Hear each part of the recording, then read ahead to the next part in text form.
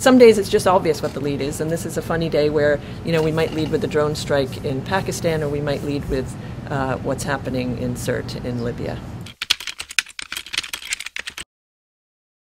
In the morning we have to hit the ground running. It's a very compressed day when you're going for a 3 p.m. Eastern first edition.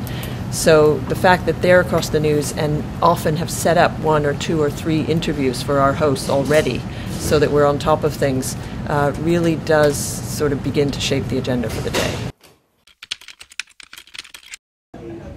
I think it's as good a lead as any. I mean, there's action and it gets us to that part of the world, and then I think we could go to The show I kind of look at as a bunch of different pieces, moving pieces, maybe some pieces that haven't even arrived yet, kind of like artworks in a gallery, and the show producer's job is to hang it, kind of curate that day's show.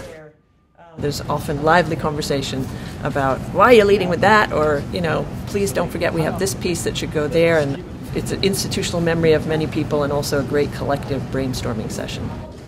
There's an inquisitiveness amongst a lot of Americans to understand the world. There was an idea when we began that Americans just would not engage.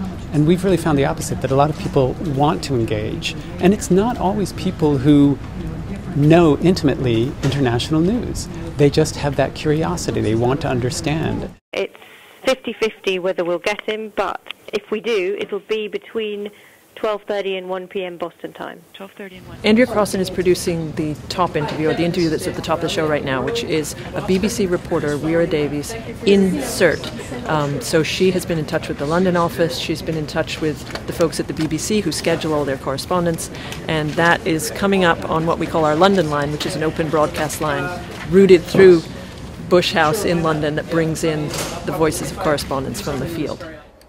Hi, this is Andrea in Boston looking for Weira in Sirte. Oh, sorry, I thought you meant this one. Sorry. Hi, it's Weira Davis here. Can you hear me? Hi, Weira. Thank you. It's Andrea in Boston. Thanks for making time for us tonight. We have the best of the BBC. We have access to the correspondence. We have access to the editorial thinking. That is what makes our operation so strong. It's that sense of BBC values, but combined with the, at times, almost entrepreneurial spirit of what we do at the World. The students aren't in the military, but they'll likely end up working as military contractors when they graduate. Hello. Hey, Clark, it's Jennifer. Hey, Jennifer. Did my email come through? Yes, it did. Just struggling to get the internet connection to work.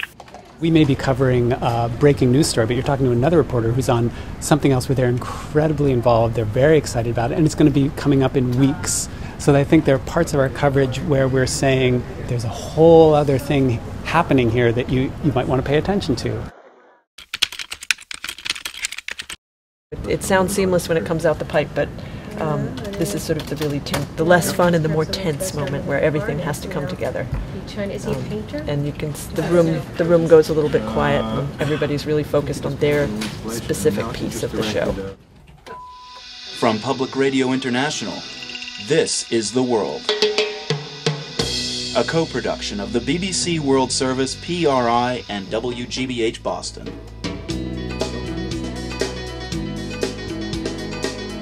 It's Thursday, October 13th. I'm Marco Werman.